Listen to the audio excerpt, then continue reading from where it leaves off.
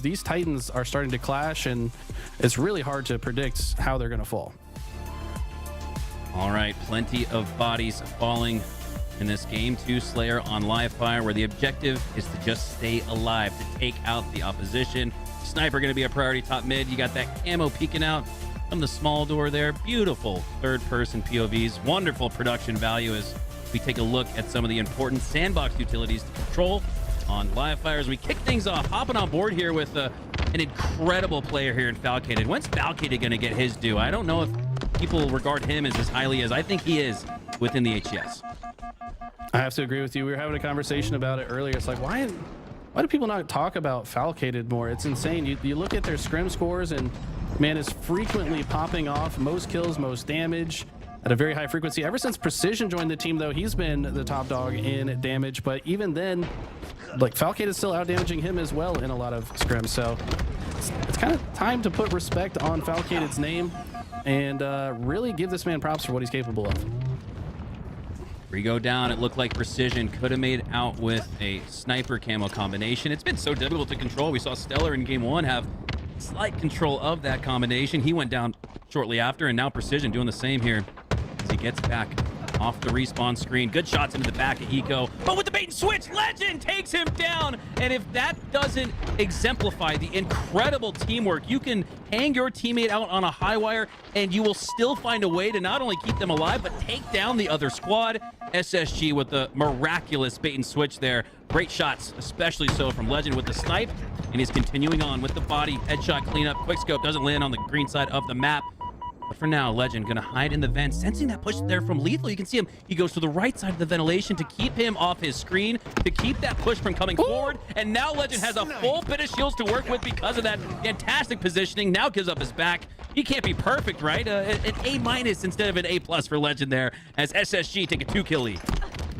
To the untrained eye, that just looked like, a guy playing the video game. But if you really pay attention to the way he's moving on the map, he's setting up the plays for himself in advance. When they previously got 3 dead, he instantly pushed to the opposite side of the map from his team for Sentinels to spawn on the training side. He knows that after they spawn there's only so many places they can go. He prepares to play against all of those routes, does so flawlessly with his team, and that's what makes him such a dangerous player. He is playing chess while some of these other players are playing checkers.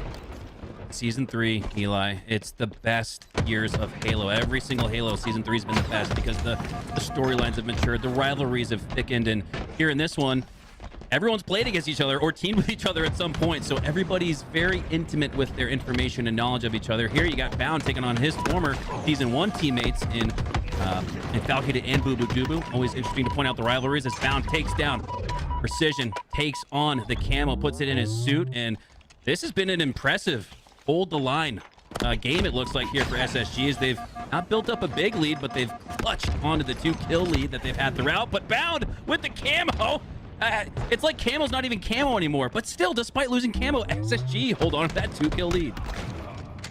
Wow. Yeah, I mean, it felt like they had the exact position of Bound that whole time, just a non-stop barrage of grenades. Feels like me when I pick up camo. Can you guys just all see camo now? Like, you guys all eating your carrots, like breakfast, lunch, and dinner? Like, you guys got that 20-0 vision. Like, I swear, man, I'll pick up camo, and within 2 seconds, I'm dead. It doesn't matter every single time.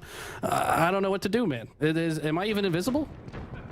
It feels like the QT in Season 2 was sort of the power weapon or power up that didn't really feel like it. Now it's Camo who's taking the place of QT. QT, a wonderful piece of equipment to own as it's here on the map. It looks like actually SSG might have had a chance to grab it there. It was up behind Eco, but he's got more important things to do. He's wants to take control of this space through top mid as we have a tie game at the halfway mark. Now 25-24.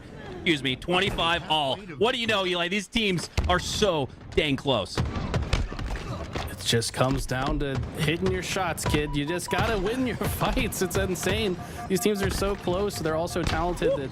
That's why we see these games that are tied all the way into the end game, won by a single kill so frequently. So who's gonna ice up this time? Like I said, Space Station so far throughout the tournaments ice up in the games that matter most more often, it seems, but you can never count a team like Sentinels out of any series.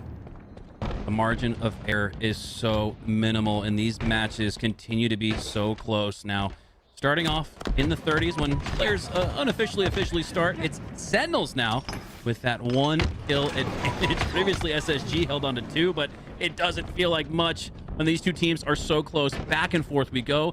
Each team going into the 30s trading leads and trading slays. But for now, there we go. Just as I say that, it's Space Station who go 3 down, but can Boo Boo Doo hold the line? Yes, he does! Boo Boo Doo takes down Stellar in what looked like could have been a chance for SSG to roll or potentially gain back some map control. Boo Boo Doo clutches up, and now we see the biggest lead of the match.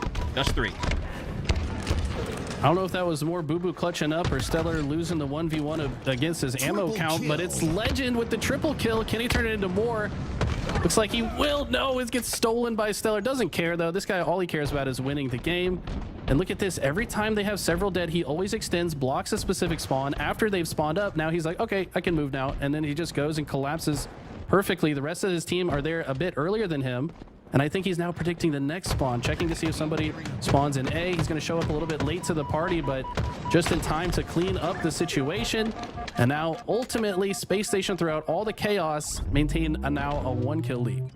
Sentinels took the 1-kill lead into the 30s. Now it's SSG taking a 1-kill lead into the 40s, as neither team has really been able to find that much of a lead. A multi-possession lead, a 5-kill lead feels unfathomable here in a lobby that's so close. Legend now with that QT. 3 members on the green side for SSG as they get a player down in the feed. That's Precision, and that's going to give them back that 2-kill lead they've held on for most of the match. But no, just like that, 2 go down. Now 3 as we're tied 43 all. This match is unbelievable. Legend's got to be careful, though. He's the last player alive. If he gets into danger, he'll QT out.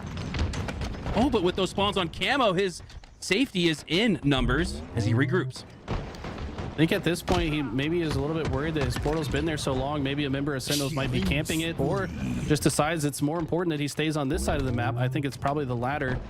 Ubu, though, has the sniper, and this is going to be so massive. Whoever gets more snipes with this gun is going to come out ahead. He gets the perfect shots on bound, but in a kind of awkward manner, moving forward with the sniper. Looks like his teammate Precision was able to pick it up off of his body, and now they have a 2-kill lead. Precision hasn't had the game we're used to seeing here. Only 5 kills, but he could clutch up here in the end game and get a couple for Sentinels to tie up the series at 1. I believe that Mind the Gap was a little elongated. 48-49. Sentinels have a 1-kill lead. Eco pushing up. He's got Legend on the sandbox there, potentially helping out. 49 all. The flank is coming through on Lethal. And Lethal gets the slay! The flank was in, and Lethal clutches up for the 50th kill. We're tied 1 all. Unbelievable stuff in the in game there. I think that the play